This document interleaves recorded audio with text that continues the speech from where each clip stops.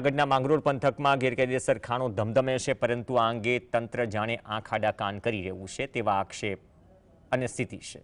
માંગરોળના દિવાસા, સાંગવાડ, કુકસવાડ સહિતના દરિયાઈ પટ્ટીમાં પથ્થરની ખાણો ધમધમતા હોવાના સ્થાનિકોના આક્ષેપ સતત લાગતા રહે છે। સાંગવઠા ગામે સરકારે ફળ વૃક્ષો માટે આપેલી જમીન પર પથ્થરની ખાણ ચાલતી હોવાનો આક્ષેપ થઈ રહ્યા છે। આ અંગે ઉચ્ચ અધિકારીએ લેખિત રજૂઆત કરવામાં આવી હતી, પરંતુ ખાણ બંધ થશે કે આંખ આડા કાન થશે તે એક સવાલ છે।